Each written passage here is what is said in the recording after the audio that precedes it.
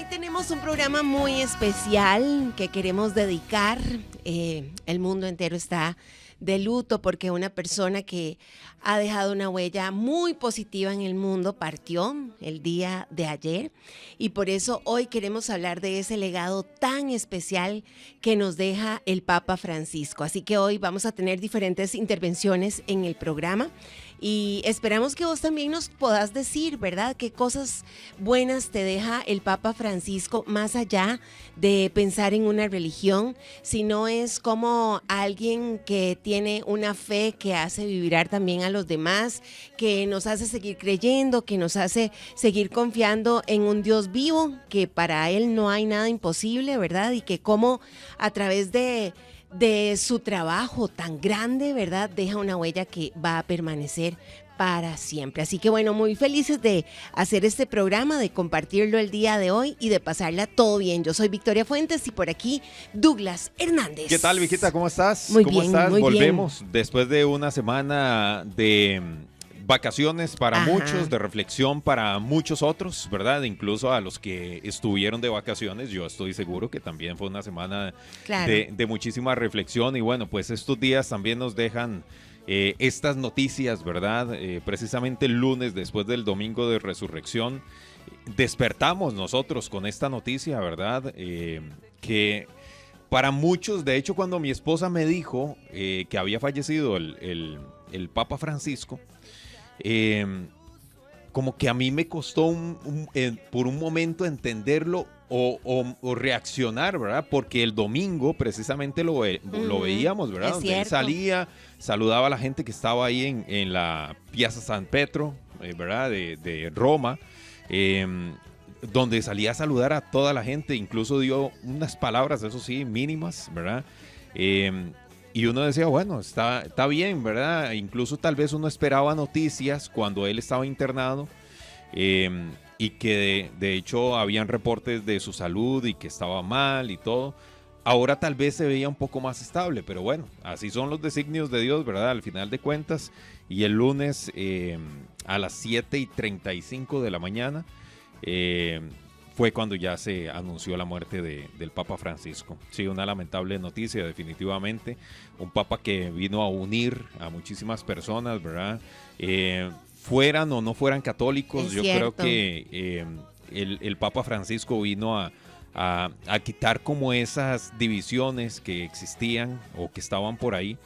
Y bueno, pues definitivamente su legado difícilmente se va a olvidar, ¿verdad? Sí, hay imágenes muy lindas que han circulado en las redes sociales y una de estas dice: hoy el mundo se detiene un momento. Ha partido el Papa Francisco. Más allá de credo, su voz fue un eco de compasión, de justicia, de humanidad, en medio del ruido del mundo. Un hombre que con su sencillez nos recordó que la fe verdadera se vive con los gestos, en la calle, en la mirada del más vulnerable. Su legado no se mide solamente en palabras, sino en el amor que sembró. Así que Papa Francisco se atrevió a ser diferente, esa alma que descansa en paz y que deja un mensaje inspirador de generación en generación. Sí. Y él tenía algo muy lindo, que era que con su ejemplo precisamente nos mostraba muchísimo de cómo tenía que ser ese amor precisamente. Recordemos que él utilizaba los zapatitos de él, los zapatitos negros, ¿verdad? Que esa fue una de las cosas que llamó muchísimo la atención, porque él dijo, no, yo con mis zapatos, ¿verdad? Con mis zapatos yo me quedo, y así con otras cosas más, que para también mostrar un poco esa humildad, ¿verdad?, de la que él era poseedor, y desde antes de ser papa también, ¿verdad? Aquí en Canal 7 el domingo precisamente pudimos ver la historia del Papa Francisco, ¿verdad? Y ahí conocerlo un poco más de cerca. Entonces, sí, definitivamente deja un vacío enorme, ¿verdad? Y ahora se viene, bueno, pues ya la elección de un nuevo papa, ¿verdad? De un nuevo papa. Y hoy nos acompaña el padre Jafet Peitrequín. Él es director nacional de Obras Misionales Pontificias de Costa Rica, y es un placer tenerlo aquí con nosotros para conversar en este programa especial que vamos a hablar del legado del Papa Francisco. Así que le damos un fuerte aplauso también al padre Jafet Hey, Trequín. Padre, bienvenido. ¿Vio qué montón de gente nos trajimos? Sí, aquello sonó más o menos como la salida de Oscar Ramírez ayer cuando estaban entrenando de entrenador de la liga. Bienvenido. Bien, bueno, muchísimas gracias y muchísimas gracias por la invitación, es un gusto estar por acá. Y ya de entrada, pues me alegra mucho escuchar los comentarios de ustedes, digamos, por el impacto que de alguna forma u otra la figura del Papa Francisco pudo haber generado en tantos corazones y en tantas personas. Y es bonito cuando se escucha, digamos, de un líder, porque hay que tener en cuenta esto, ese lenguaje casi como hablando de un amigo, Claro. como de alguien cercano. Qué Sí. lindo. ¿Qué podría rescatar desde su experiencia dentro de la iglesia y de la comunidad católica? Para usted, ¿cuál es el legado más importante que nos deja el Papa Francisco? Bueno, ahorita que me presentaban, yo soy director nacional de Obras Misionales Pontificias. El Papa era mi jefe inmediato. De hecho, es una cuestión ahorita que comentábamos. A mí me hicieron despertado, yo no me desperté con la noticia, me hicieron despertado con la noticia porque obviamente se convulsionó todo el ambiente. Claro. Yo haría, digamos, por lo menos en cierto modo una distinción. Una cosa es el contenido, otro el modo. Una cosa es el ministerio, que como tal le correspondía ejercer, y otro la persona. ¿Esto por qué? Porque hay que salvaguardar ciertos elementos. El Papa Francisco en realidad no vino a alterar la doctrina de la Iglesia, pero la vino a presentar de un modo que la hizo accesible y más que todo amable a aquellos que la contemplaban. Claro. No sé, no hay una alteración directamente en el plano de la doctrina. Sería muy pobre decir simplemente que se trató de asuntos de gestos, porque en los gestos tiene que ver más la persona, esa era su forma de ser y su forma de actuar. Obviamente los gestos traían el interés y tal vez una de las cosas más importantes fue generar esta expectativa de las personas por qué quería decir o lo que iba a decir o cómo lo iba a hacer o cómo lo iba a, de alguna manera u otra a manifestar. Seamos sinceros, fue un papa muy mediático, tuvo esa gran ventaja en una época donde se necesita esta cualidad. Logró acercarse a los medios, aunque no le faltaron sus conflictos con periodistas, pero tenía esta capacidad directamente de comunicarse y de comunicarse pensando en el pequeño para que entendiera el más grande. Claro. Es decir, no era la inversión de hablarle al más grande para que después el más grande le fuera a predicar al más pequeño, sino hablándole al más pequeño para que lograra hacerse accesible al más grande. Pero, como les digo, no hay una alteración directamente en la doctrina, y aquí es donde viene el aspecto del ministerio, porque el ministerio petrino, el papado, no es algo que se ejerce de manera personal, se ejerce con todo el peso de la historia y la tradición de la Iglesia, es un elemento de continuidad. Y no es algo que le pertenece al Papa, no es que el Papa por gusto personal asume, digamos, un nuevo rol. Yo sé que la tentación nuestra es siempre mirar esto como miramos la cuestión de las elecciones políticas y esta cuestión y que hay partidos y un montón de cuestión, pero aquí no hay un trasfondo ideológico de izquierda, derecha, etcétera, etcétera. Hay un asunto de fidelidad. El Papa no puede venir a alterar lo que en la Iglesia se viene desarrollando. Pero obviamente cada persona tiene su modo de hacerlo y cada persona le dará los énfasis que quiere darlo. Tal vez el Papa Francisco logró descubrir un modo y dar énfasis a aquello que muchos querían escuchar o que para muchos se hizo más accesible, más agradable en cierto modo.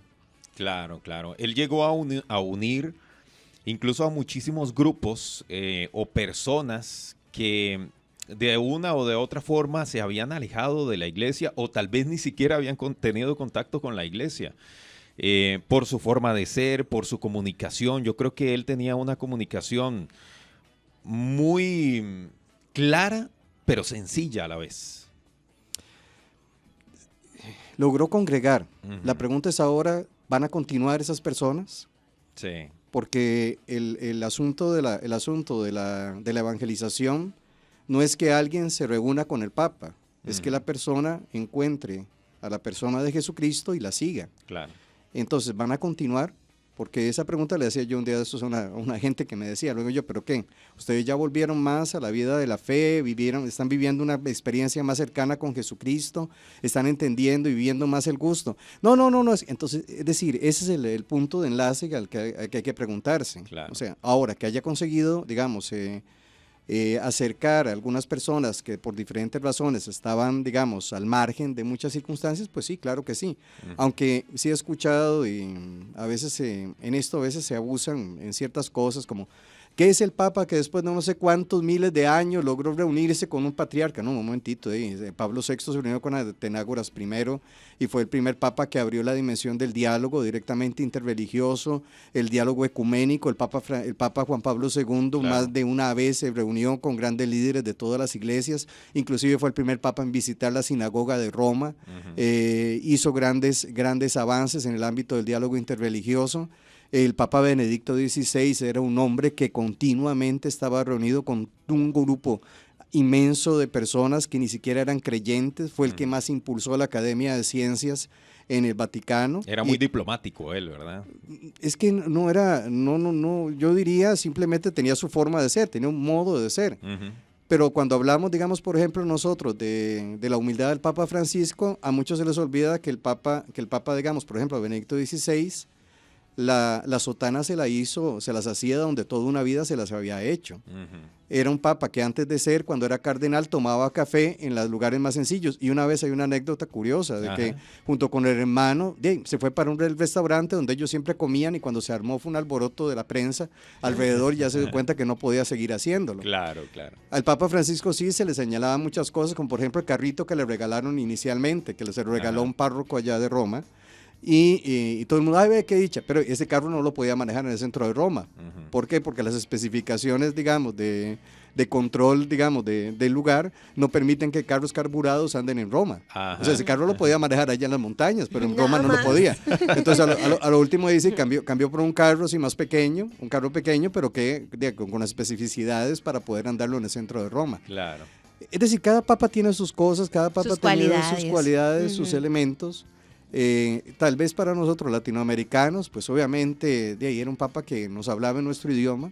Yo creo que por eso hubo tanta identificación también con él, ¿verdad? Porque se nos hacía mucho más fácil entenderle. Sí, y nos hablaban con nuestros gestos, nos hablaba con nuestro idioma, nos hablaba con un montón de cosas que tal vez, digamos, en el contexto europeo, sobre todo de la Europa más del norte, era más complicado de comprender. Yo me recuerdo, por ejemplo, Juan Pablo II, es decir, manejaba una dimensión de gestos que eran también muy, muy impactantes. A mí me llama, sí, a veces, vean lo que son las cuestiones a veces que se manejan con el ámbito de la crítica. Cuando el Papa Juan Pablo II fue a México, se puso un sombrero de charro. Después criticaron a Francisco porque fue creo que en Estados Unidos y se puso un penacho de las tribus propias. Entonces, que Francisco está haciendo, pero Juan Pablo II también se había puesto claro. Entonces, es obvio. No era algo que Benedicto XVI hubiera hecho. Pero era más que todo esta cuestión, ¿cómo decirlo? Este elemento de accesibilidad que, digamos, el Papa tenía. Nosotros, digamos, bueno, como parte de lo que somos, como directores de obras misionales, todos los años teníamos un encuentro con él, y era un encuentro muy relajado, más relajado de lo que ustedes pueden ver en la televisión. Bueno, eso ya ahorita nos lo va a contar. Vamos a hablar con Yasmín Rivera, que es periodista de Teletica, y ella en el 2015 tuvo un encuentro cara a cara con el Papa Francisco, y de hecho ya la tenemos en línea y vamos a poner sus fotografías también para que ustedes puedan verlas a través de Televisión Abierta, Canal 7.2. Estamos en vivo también a través de teleticaradio.com y estamos en vivo a través de la app de TD Max. Y si es Colby TV, ¿en qué canal? Canal 43. Bueno, ahí está Yasmín, ya la tenemos en línea. Bienvenida, Yasmín. Hola, Vicky, Douglas, muchas gracias por la invitación. Y bueno, saludos también al padre Jafet, que ahí lo conozco y hemos trabajado juntos. ¿Qué tal? Bien, gracias. Qué bueno. Bueno, Vicky, contanos. Feliz. Sí, contanos de este encuentro. Aquí te estamos viendo y cómo él te ve también. ¿Y qué le estabas dando? ¿Qué le estabas mostrando en esas fotos? Vieras que en ese momento que yo me encontré con él, como dijiste, en el año 2015, yo trabajaba para una revista que era 100% dedicada al Papa Francisco, era una revista que circulaba a nivel centroamericano. La revista se llamaba Il Mio Papa. Y en ese momento yo estaba en Roma porque estaba cubriendo el sínodo de la familia y tuve la oportunidad de saludarlo en una audiencia. Y entonces lo que hice fue agrupar revistas para entregárselas y mostrarle así mi trabajo, que era 100% en él, ¿verdad? Ajá. Y me acuerdo que en ese momento pues se puso muy contento, me dio la bendición. Él conocía la revista porque era una licencia italiana que estábamos haciendo aquí a nivel de Centroamérica, y ya estaba familiarizado, ¿verdad? Entonces cuando le dije mi trabajo, pues lo bendijo, me dio las gracias, y también por ahí le enseñé una foto de mi familia y le pedí la bendición. En esa época yo era soltera, entonces a quienes bendijo fue a mis padres, a mis hermanos, a mis hermanas. Y fueron unos minutos muy, muy breves, pero que yo quería extender demasiado. Y lo mejor de ese encuentro que tuve con él fue el abrazo que me dio al final.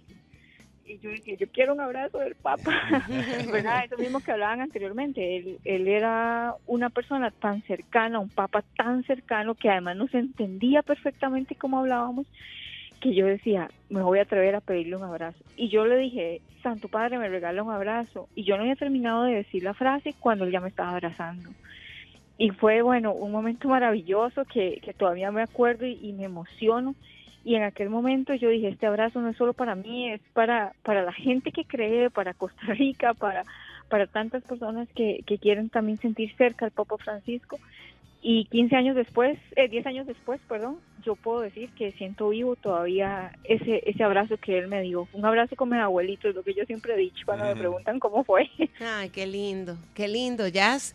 Lo que hablábamos, que son momentos que quedan para siempre y que forman parte también de nuestra historia y que no todo el mundo tiene esa posibilidad. Claro, qué Así momento es. más lindo. Vos Sí. tuviste muy poquito chance para conversar con él, pero vos ya sabías qué le ibas a decir, qué le ibas a preguntar, no sé, lo pensaste varias veces o simplemente fue lo que te salió en el momento. No, vieras que el día antes de ese encuentro con el Papa, Ujú. yo sabía que ya me iba a encontrar con él porque logré encontrar las entradas, ¿verdad? Porque eso es con entradas. Ajá. Entonces, esa noche yo me acuerdo que yo ni dormí. Y yo lo que pensaba era, ¿qué le voy a decir? ¿Cómo voy a hacer? ¿Qué va a hacer cuando lo tenga de frente, verdad? Y mi jefe en aquella época de la revista me decía, hablar de la revista. Y él era argentino, mi jefe era argentino. Ajá. Entonces me decía, hablar de Argentina, no sé qué. Yo no le hablé de Argentina, no le hablé de él, yo no le hablé nada.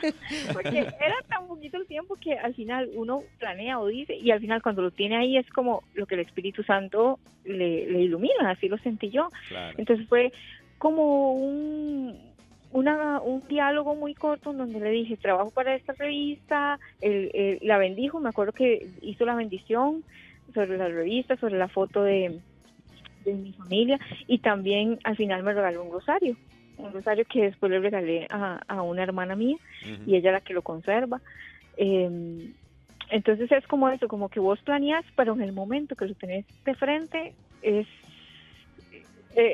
otra cosa lo que pasa, ¿verdad? Claro. Porque es muy impactante también, ¿verdad? Estás frente al Papa, y al menos yo que soy católica, que practico la fe, pues para mí era un momento sublime, ¿verdad? Y obviamente también al enterarme de su muerte, igual como lo dijo Douglas ahora al principio, yo me impacté, fue mi esposo el que me dijo igual.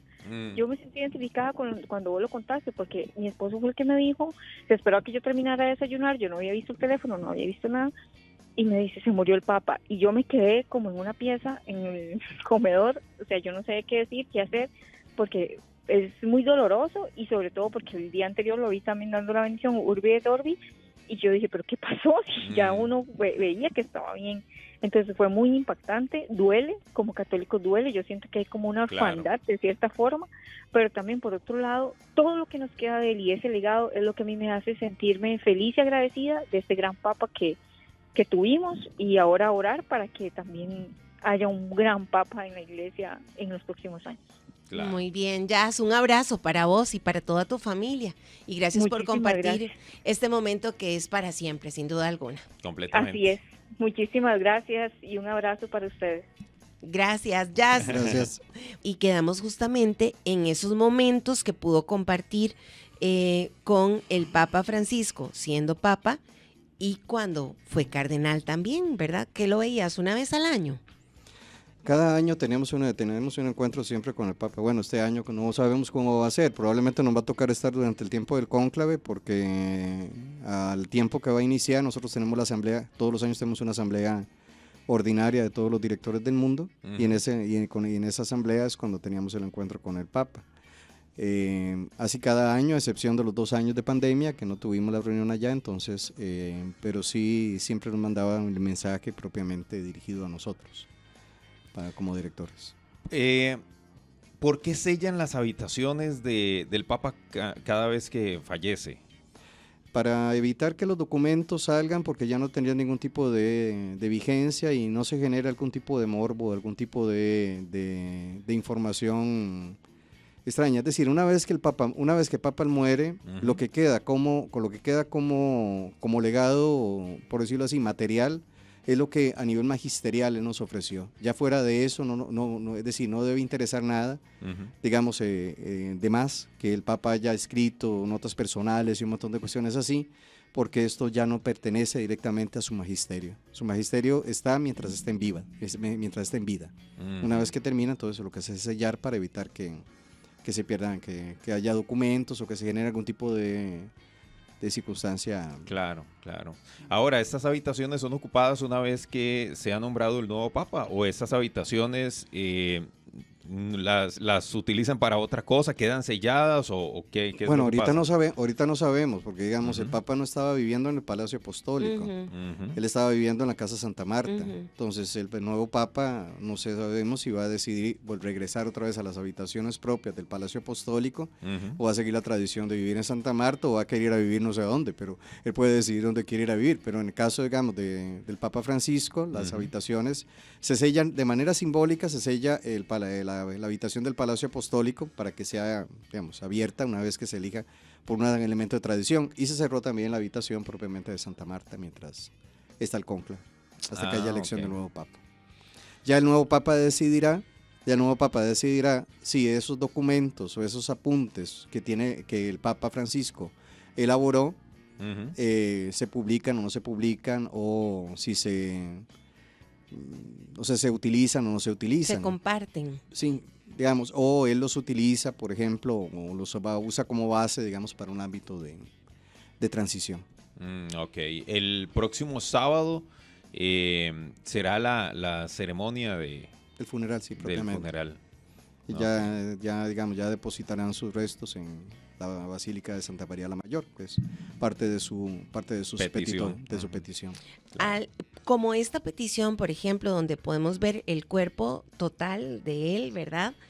Si él hubiera pedido que lo querían sellado, no es posible que no lo puedan ver. Lo importante es que haya la confirmación oficial por parte del Carmalengo y juntamente con el resto de testigos que verifiquen directamente la muerte. Ya después de ahí, pues lo que resulte, también pudo haber dicho inclusive dentro de su testamento que no quería que fuera visto, por ejemplo, exposición pública, etcétera. No es lo normal, pero por lo menos podría haberlo dicho. Lo que sí es importante es que tiene que darse esa confirmación pública, formal, con testigos. Vean que no era solamente el Carmelengo, sino que también estaba el cardenal decano, estaban dos miembros más de la curia, además varios doctores, todos certificando realmente lo de la muerte. Hoy se hace de esa manera, antes se les golpeaba en la frente con un martillito de plata y se les decía el nombre. Ya eso ahora pasamos. Eso ya no se hace. Ya no se hace, ahora se pasa directamente a la lectura del acta de defunción. ¿Y eso se hacía como señal de que ya estaba? Sí, era como para... Decían 3 veces el nombre, ¿verdad? Sí, era como para hacer una corroboración pública de que el Papa realmente estaba muerto. O sea, esa era la intención, y también para corroborar de que aquel cuerpo fuera un cuerpo humano, que no fuera, digamos, algún tipo de, no sé cómo decirlo, de maniquí, una cosa muñeco de cera, exacto, algo raro. Sí, que era para la confirmación. Claro. Hablemos un poquito ahora que lo mencionaba del Camarlengo del Vaticano. ¿Qué función tiene? Y la que está ejerciendo en este momento, Ajá, normalmente... es Kevin Farrell. Sí, Kevin Farrell, de mantener la cuestión de la administración y darle, digamos, la organización ahorita a la parte del cónclave. A él le corresponde, digamos, ser ese que tiene que ver, como comenzar a ver que los cardenales estén llegando, que las comunicaciones a los cardenales que tienen que venir lleguen. Es como un papa interino, digamos. No, porque él no puede, él en ese momento no tiene ningún tipo de potestad de que corresponde al papa. Es el que lleva como el protocolo. Administrativamente, Administrativamente él es el que lo sostener lo que hay. Ok. Digamos, administrativamente sostener lo que hay hasta donde existen las posibilidades, digamos, que se tienen. Es decir, no puede legislar, simplemente mantener lo que en ese momento hay, cuidar que las cuentas se sigan pagando, cuidar que toda esta cuestión se siga funcionando, pero sobre todo en este momento el trabajo más pesado es él junto con 3 cardenales más que ya se eligieron, ¿no? De organizar todo lo que tiene que ver con el cónclave. El cónclave tiene una fecha límite después del fallecimiento de un papa, es decir, ellos tienen 15 días, un mes máximo. ¿Cuánto es el tiempo en que se tiene que hacer el cónclave? En realidad, digamos, hay que esperar a que todos los cardenales lleguen. Ahorita, digamos, las posibilidades de viaje son un poquito más sencillas. Sí, digamos, antes se acostumbraba por lo menos terminar los 9 días después del anuncio de la muerte del Papa. Okay. Una vez que se anunciaba la muerte del Papa, esperar los 9 días antes de comenzar el cónclave. Normalmente después del anuncio se da un tiempo prudencial de unos 15 días para darle, digamos, la espera a que todos los cardenales que son electores puedan llegar. Entonces se daba como esto. Una vez que inicia el cónclave y que inicia el periodo de votaciones, de ahí hasta que se elija. ¿Cuántos cardenales son elegibles? ¿Cuántos son los que llegan al cónclave? Bueno, electores. Electores. En este momento son 137 que tienen la edad propiamente. Todos tienen que ser menores de 80 años y no haber cumplido 80 años antes de la muerte del Papa, ni el mismo día que el Papa se anuncia la muerte del Papa. Es decir, si hay un cardenal que cumplió años el día que se anunció la muerte del Papa, cumplió 80, ya no puede ser elector.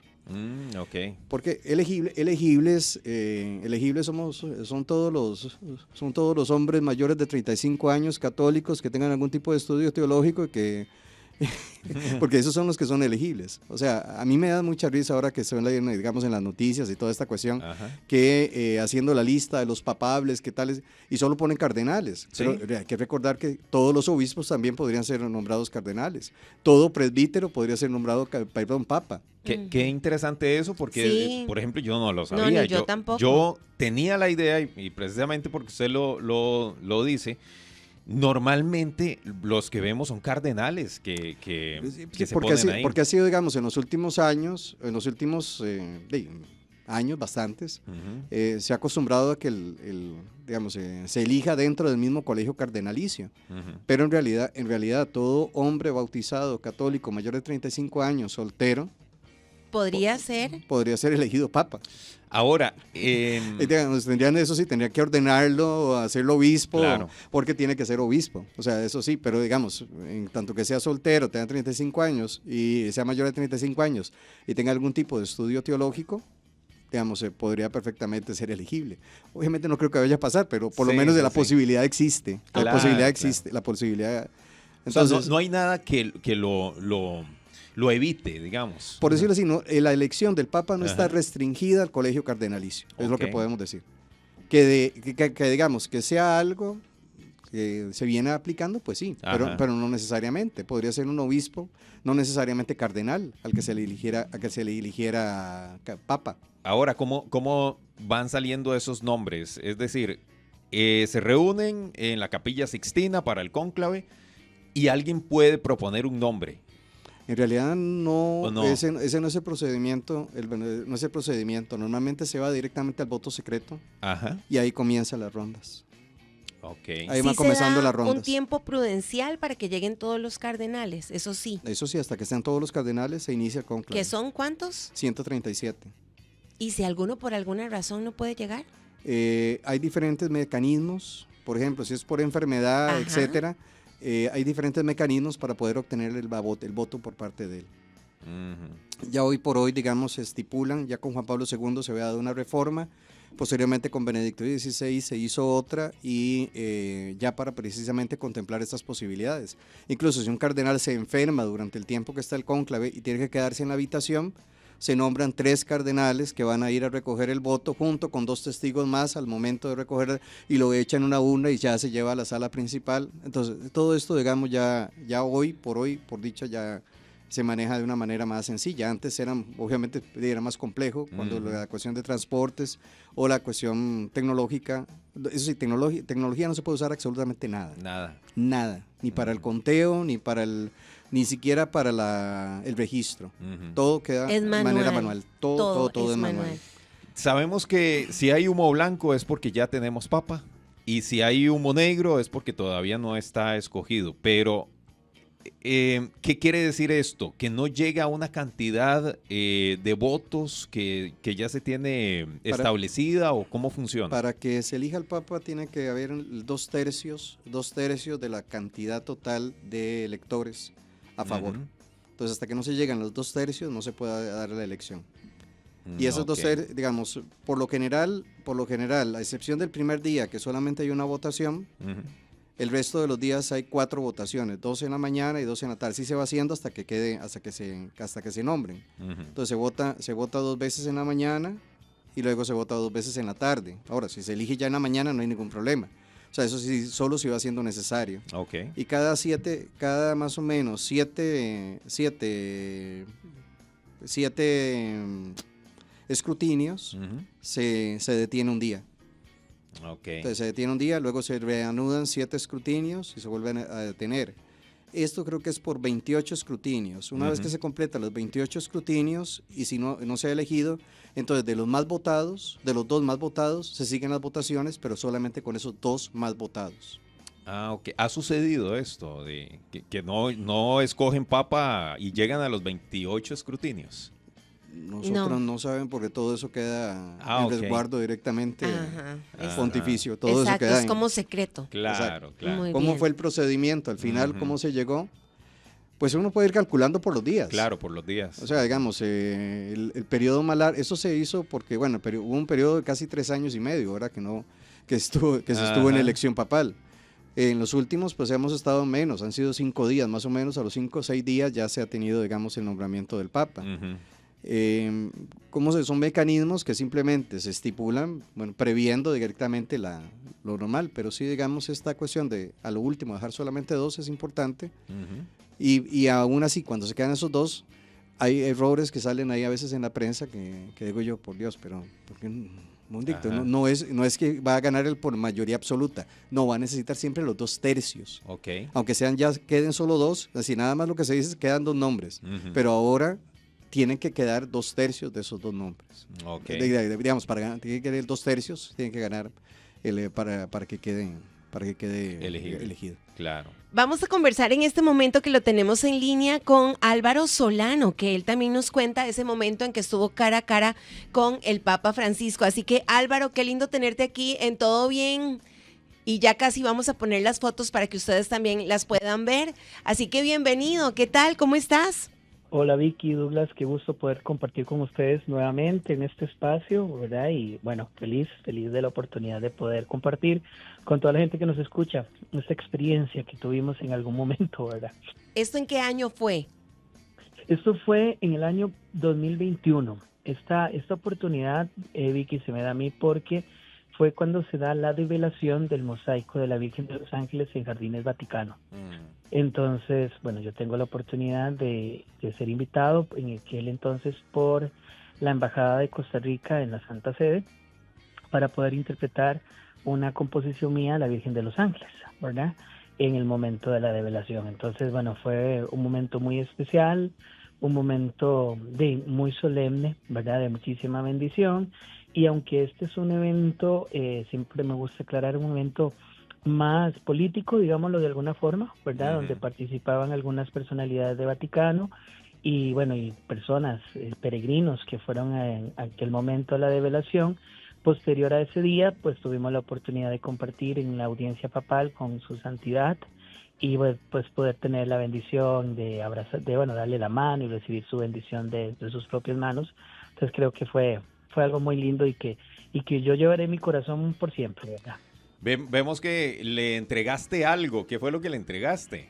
Sí, bueno, tuvimos la oportunidad de entregarle un café de la zona de Los Santos. Que él decía que el café de Costa Rica era el mejor del mundo.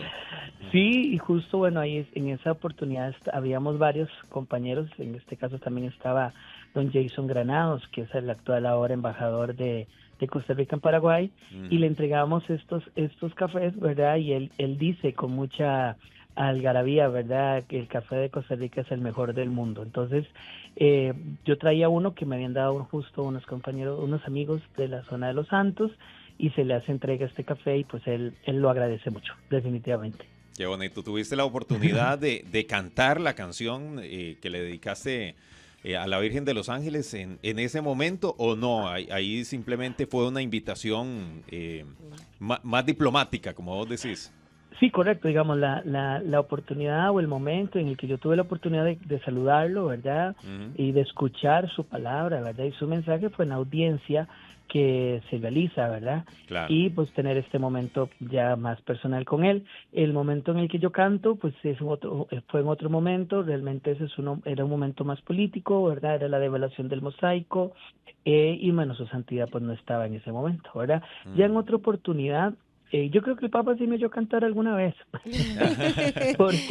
porque ya en otra oportunidad, que fue en la Jornada Mundial de la Juventud de Panamá, yo tuve la oportunidad de cantar en la apertura de la jornada posterior a que el Papa se retira del escenario principal, y después seguía mi presentación. Entonces yo creo que cuando iba caminando tal vez sí me escuchó cantar. Ah, sí te oyó, Fijo te oyó. Pues muchísimas gracias por compartir este momento que es para siempre y que ha dejado una huella, como vos decís, de bendición y de un momento, ¿verdad?, que hoy ya forma parte de la historia, claro, de tu historia. Yo creo que forman parte de mi historia y de todos los creyentes, ¿verdad? Y aún personas que inclusive no profesan la religión católica. Es decir, claro. Yo me he alegrado mucho de ver tantos comentarios positivos, porque yo creo que el Papa representa hoy en el mundo entero, ¿verdad?, un hombre sensible, de compasión, de fe, de humildad y de recogimiento al amor, ¿verdad? Y ese amor que Dios tiene para todos nosotros, sin hacer diferencias, sin hacer distinción, sino simplemente un Papa que abría sus manos para recibir a todos los hijos de Dios. Entonces yo creo que eso marca la vida de todas las personas, los que en algún momento estuvimos cerca de él, los que a lo mejor solo lo seguían por redes o por televisión y demás, y creo que por supuesto ese es el resultado del sentimiento que hay en el mundo entero por esta pérdida. Buenísimo, Álvaro, de verdad, muchísimas gracias por compartirnos tu historia, y qué lujo, porque Álvaro cantó en mi matrimonio. Ay, también. Sí, qué lindo. Qué lindo. Vamos a ir a la pausa y vamos a volver al cierre de este programa especial, hoy hablando del legado del Papa Francisco, aquí en Todo Bien. Bueno, y prácticamente para despedirnos, ¿verdad? Total, muchísimas gracias al padre Jafet Peitrequín, que hoy nos estuvo muy bien, ¿verdad? Ahora sí. Gracias por hablarnos del legado del Papa Francisco y también de dejarnos claro cómo se va a elegir, cómo funciona el cónclave. Gracias por acompañarnos el día de hoy. Un placer, y a ustedes el agradecimiento, y a todos los radioescuchas también por haber compartido con nosotros este ratito. Aprendimos muchísimo el día de hoy. Vean, y ya está ahí Carlos Álvarez y también Carlitos Ramos. Ya viene la hora cachetona. Para que no se la pierdan. Sí, chao, que la pasen todo bien. Estás a un clic de distancia. Suscríbete a nuestro canal de YouTube y sé el primero en descubrir todo el contenido.